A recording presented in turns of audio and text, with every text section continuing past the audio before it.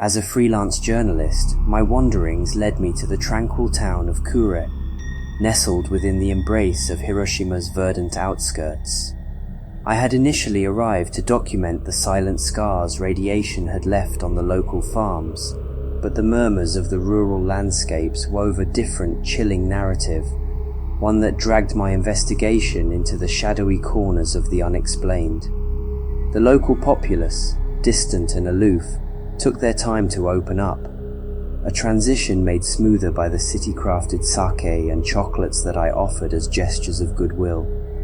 Evening rendezvous in the dimly lit izakayas unveiled veiled whispers of an eerie entity, the Yūgure Kai, said to lurk in the twilight. The mere mention of this spectral beast triggered a wave of nervous glances. The conversations quickly steered elsewhere, but I could see it in their eyes, a mingling of fear and respect, a reaction to a creature they believed was birthed by the invisible radiation that still haunted their land, a grim relic of the nuclear devastation that once consumed Hiroshima. Only a handful of the older generation, like Mrs. Fukuda, were willing to break this silence. In the warm glow of her lantern-lit tatami-lined house, over cups of green tea that gently steamed into the quiet air, she shared stories from her childhood. It was born from the ashes, she said, her voice barely above a whisper. A towering figure, grotesque and glowing under the moon's gaze. That was our Yūgure Kai. Inspired by the cryptic tales, I decided to venture into this mystery, the intrigue proving irresistible. Thus began my twilight explorations along the town's peripheries, equipped with a flashlight and camera, with only the rhythmic rustling of paddy fields as a companion. On the 9th evening, at the edge of the old Tanaka farm, I encountered the entity. It materialized from the undergrowth, pulsating with an unnatural aura, casting an eerie glow across the darkness. It resembled a deformed human silhouette, its face a swirling vortex of flesh. Its eyes were the most haunting, reflecting a chilling concoction of pain, fury, and intelligence. The horror of the moment suspended me in time. Despite my fear, I managed to capture the spectacle in a frame. The creature let out a piercing wail at the flash, a sound that still echoes in my ears, and vanished, leaving me alone in the silent, dreadful aftermath. I shared my findings with the villagers the next day. The izakaya fell into an uncomfortable silence, the villagers' eyes flitting between me and the photograph. Mr. Tanaka, the owner of the farm where I had seen the creature, muttered a chilling warning. "You have awoken what wished to remain undisturbed." Hoping to gain more insight, I went back to Mrs. Fukuda the next day, only to find her house empty. Her neighbors seemed as clueless as I was about her whereabouts, their faces wearing unreadable expressions. Her sudden disappearance added another layer of mystery to the Yūgure Kai, deepening the intrigue that now consumed me. Every passing night is a haunting reminder of the creature's gaze and its chilling shriek. I often find myself pondering, is the Yūgure Kai simply a radioactive aberration, or does it symbolize the town's shared grief and terror, a phantasmal representation of their horrific past? Even as the silence of the Yūgure Kai lingers, my resolve to unearth the truth remains. The creature might be a fallout-born spectre, a symbolic embodiment of the villagers' silenced pain, or a tale born out of terror. As the enigma unfolds with each passing twilight, my quest continues, driven by a conviction as enduring as the phantom itself. With Mrs. Fukuda's unexplained absence, my days in Kure took on a new edge of unease. A growing sense of paranoia crept upon me, the hair at the back of my neck often standing up, as though unseen eyes were watching, tracing my every step. The villagers, once friendly, now wore unreadable expressions, their conversations dying away as I walked past, resuming only when I was well out of earshot. One evening, while nursing a glass of sake at the local izakaya, I overheard a hushed conversation. "He's getting too close," muttered a voice I recognized as Mr. Tanaka's. A shiver ran down my spine.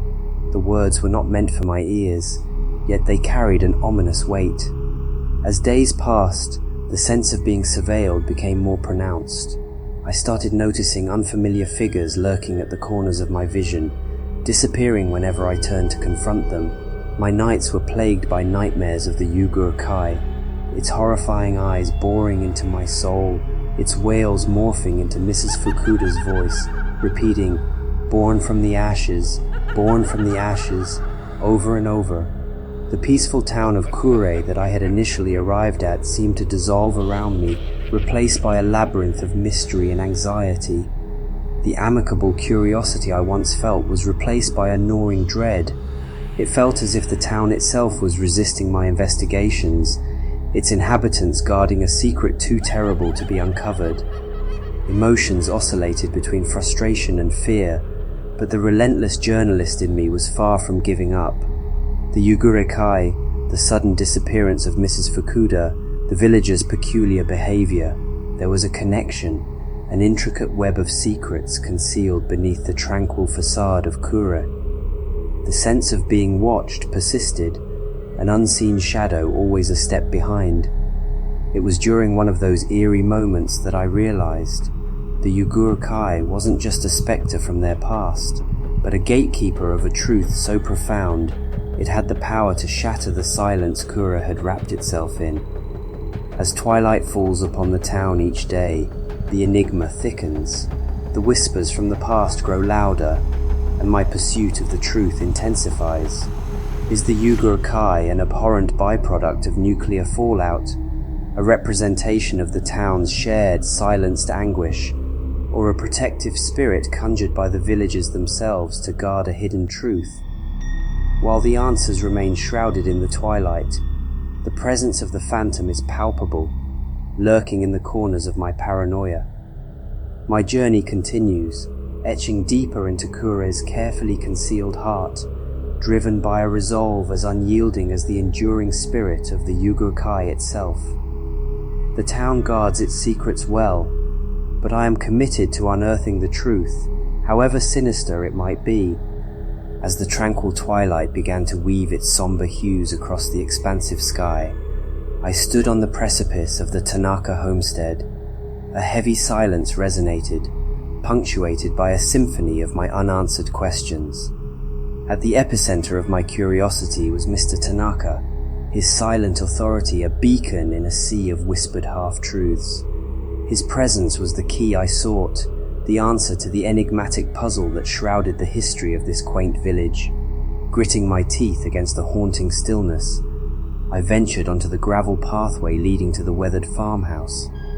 Emerging from the gathering gloom, Mr. Tanaka appeared, an ancient statue cradled in his gnarled hands. It bore the grotesque countenance of a terrifying spectre, the Yūgure Kai, the very monster that had consumed my restless dreams. With a smile that hinted at melancholy rather than mirth, he murmured, "Your relentless pursuit of forbidden truths is a dangerous game, one that may extract a price steeper than you'd care to pay, yet the threads of your fate seem to have already been spun." Tanaka's tale began as a slow cadence of sorrow, tracing the years of devastation following the nuclear fallout. His voice was a spectral whisper, narrating tales of mourning mothers cradling lifeless infants, lands once fertile now desolate, and the hush that had swallowed the lively seas. The narrative spiraled further into despair, reaching a haunting crescendo where, teetering on the brink of oblivion, the villagers invoked the monstrous Yūgure Kai, hoping for salvation. With despair as our guide and desperation as our muse, we called upon the beast. A covenant was forged in the blood of our own, an annual sacrifice to our monstrous guardian. Their blood was spilled over our fields and into our seas, a horrifying ritual that kept the residual radiation at bay. As the story unfolded, so did the revelation that ran a cold finger down my spine. This year, the outsider must pay the price, your life for ours. Just then, a chilling wail pierced the twilight calm. The Yūgure Kai emerged from the darkness, its form wavering and pulsating, its eyes glowing with an unholy fervor. I turned towards Mr. Tanaka, seeking a shred of humanity, but found nothing more than a cold, calculating gaze. the revelation dawned upon me as chilling as the wind that swept across the farm. Tanaka's tale was a ploy, a diversionary tactic employed to keep me occupied while his marked followers gathered. We've always wondered if blood untainted by Hiroshima's sorrow would provide longer-lasting protection. You, an outsider, are the perfect sacrifice, he stated, his voice unnervingly serene amidst the unfolding chaos. In the scant moments before the villagers lunged at me, I noticed it, an eerie mark on each of their hands, pulsating with a greenish luminescence, a mark that bore the legacy of the radiation, a mark signifying their damning pact with the Yūgure Kai.